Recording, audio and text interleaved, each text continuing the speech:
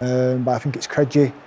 Sort of gets his feet sort of tangled up until he turns the wrong way and loses Dallow. And as you see just earlier in the clip, Agbadou tries to sort of step and to intercept the pass, and he just doesn't really get in the line of the ball, and then it just leaves the space wide open for United to expose and Bromo to tap it in. Yeah, I mean, it's a good goal from Manchester United's point of view. It's quick, it's decisive, unselfish at the end. But, you know, James makes a couple of really good points from a defensive point of view. I think he just lost his... When he spins around, he loses all his momentum, doesn't he? And then he can't really chase back. And he's unfortunate, really, because I think you made the point, when the ball was almost deflected, he's probably spinning around to think, we're back in possession, let's, you know, but all of a sudden it dropped to a Manchester United player and he lost all his momentum. Here it is, just there on the right-hand side of the screen. So he almost does a 360 spin, doesn't he? Yeah, he tracks Dallow initially, and as I said, there's a pass gets intercepted, he's almost trying to find the ball again, probably ends up turning off the wrong shoulder to try and find where the ball is, and before he knows it, Dallow's carried on making his run, and it's been slipped into by Cunha, and exposed the sort of back three. Keeper comes rushing out, and an easy tap in for Mbeumo. Mason Mount got the player of the match there. Important for him to be bright, get back in the team, stay injury-free, and he's scoring goals at the moment as well. I'm pleased for him. I mean, he's had a real tough time since he's been, like a lot of players at Manchester United have had, but, you know, he's had injury problems, he's had, you know, not been in favour, let's say, but he's really starting in the last, probably this season actually, to get into the manager's thoughts for a starting berth, and he's been starting a fair bit. Again, from a defensive point of view here, James, where do you think Wolves can do better? If I reflect to the game that we played against him, I was constantly just watching where Bruno Fernandes was and just asking people to get close to him. If you just see early in that clip there, Bruno manages to get himself 5 yards. No one gets close enough to the ball, and a player of that quality is going to find the pass. It's a good run by Mason Mount into the box, just wasn't really very well tracked. You're probably expecting more from your right back to track the runner on the inside, and a good finish, and game's out of sight by then. You say keep a close eye on Bruno Fernandes. There's a reason for that. We all know some assists are questionable, but not really with Bruno Fernandes. But he has now contributed to the most in the Premier League this season. Bruno Fernandes ahead of the likes of Cherki, Kudos, Doku. Your own Jack Grealish is on that list as well. He's always alive and looking for something, isn't he? Yeah, we said it in game. He's at the heart of everything for Manchester United. He seems to be, every time there's a goal involvement, a cross that causes a problem for the other team, a pass, it always seems to be Bruno at the heart of it. And you see, you give him 5-10 yards of space there, he's going to find the pass. So you need people as close to him as possible at all times, and Wolves didn't manage to do that tonight. Now, we found the fourth in the penalty spot. Before we see him converting it, there's a little bit of a discussion to have, shall we say, about the awarding of it, considering one wasn't given in the first half. But let's take this one in isolation first. Any issue? No issue. Good use of VAR? Good use of VAR, yes. I thought it was quite similar in many ways. The only thing that I thought was different is this definitely hits him below the shoulder. It's sort of on the forearm stroke elbow, so it's definitely in a position, no question about it. But I think it was similar in a way. Both, you know, sticking the arm out when the ball was heading towards goal. I mean, I thought they were both penalties. I probably thought that was more of a penalty just because it hit him a lot lower on the arm. And Bruno Fernandes dispatched it. But is that a good use of VAR for you? I think we think that both of them are penalties.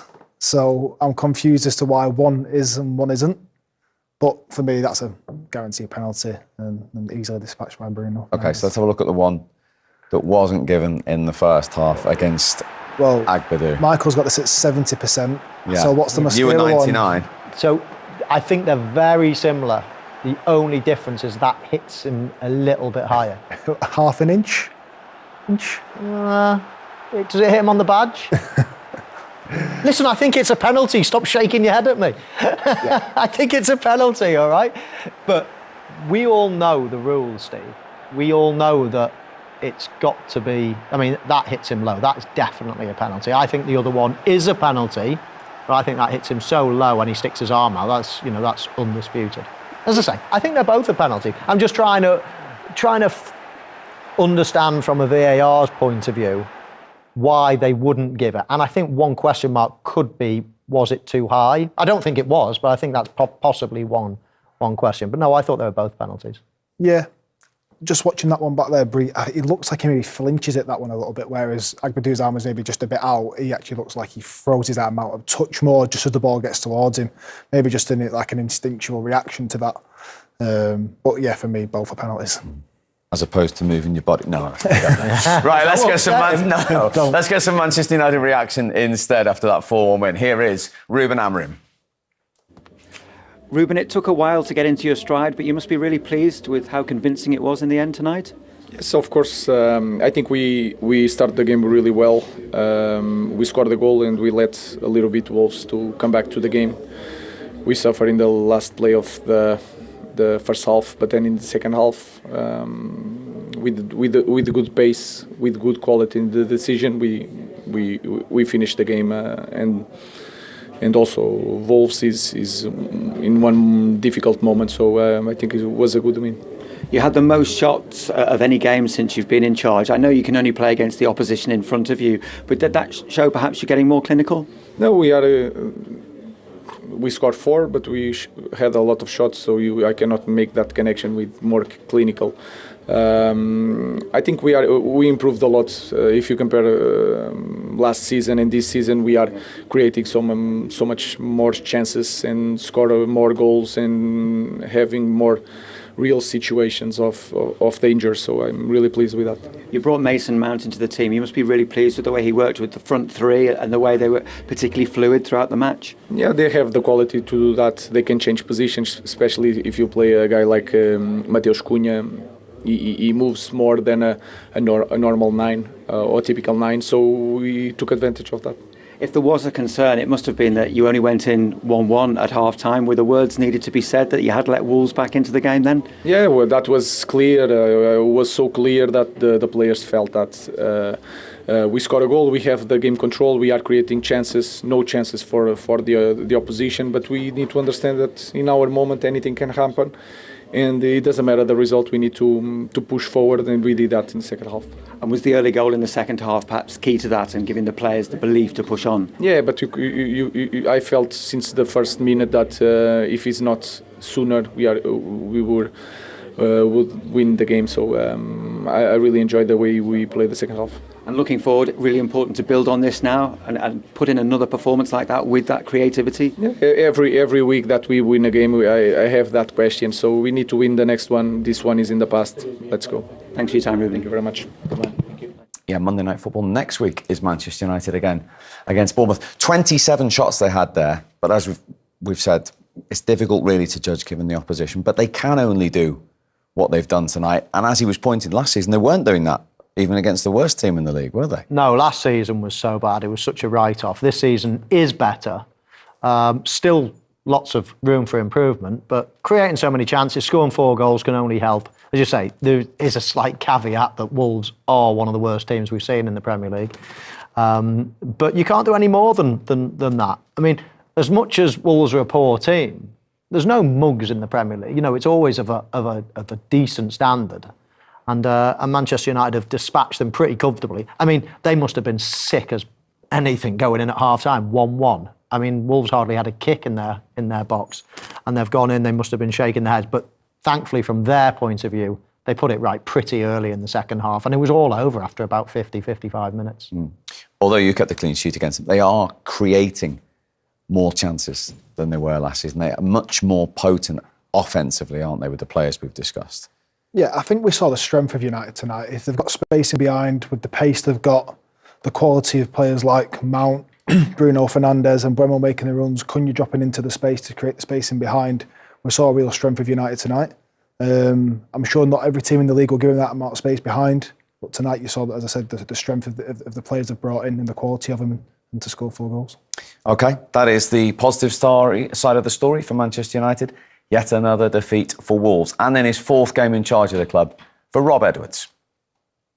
Rob, another defeat tonight. Let's deal with the positives, though, because towards the end of that first half, you got a goal, first time in a while, and the roof nearly came off here. Yeah, look, we got ourselves back in the game at half-time.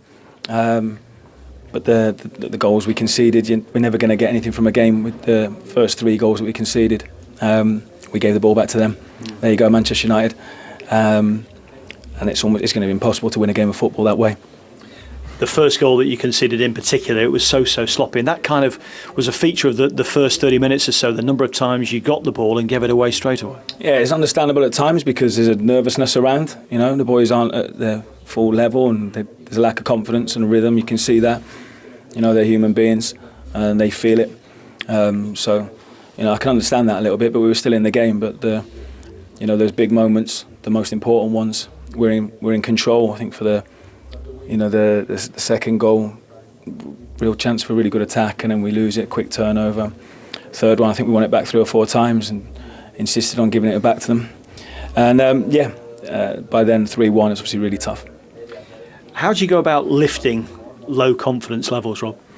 Well, it's difficult, especially at this level in the league, because you know, we're getting punished. So, you know, we've got to try and work very, very hard. We've got to keep our heads down, work hard, and try and learn and try and improve. Be consistent with what we're trying to do every day, but it's not going to be a quick turnaround. You were saying the other day that you don't want to go down at all, obviously, but certainly don't want to go down with a whimper. Do you feel tonight you got a little bit more from your team than you did a week ago against Forest? I think there was elements of us that were better, especially at the back end of that first half, than last week against Forest. But ultimately, we gave too many big chances away. We didn't give that away against Forest. So I'm not sure about that. I think some of the turnovers tonight were too cheap, and as I say, we shot ourselves in the foot. You can understand the supporters' frustration. You know, mistakes were punished tonight, and obviously that then filtered through. So there was an anger then in the stadium, and obviously that transferred onto the pitch with a bit of a nervousness as well. The lads are trying, but you know, the supporters are angry, and I get it. You always knew it would be hard. Yeah. Is it proving harder than you originally anticipated? It's the toughest league in the world, and we came into a situation where the lads hadn't won since April, so I wasn't anticipating it just to be a quick turnaround at all. It's going to be difficult. That's your time, Rob. Thank you very much. Cheers. It is going to be difficult, and they are just a couple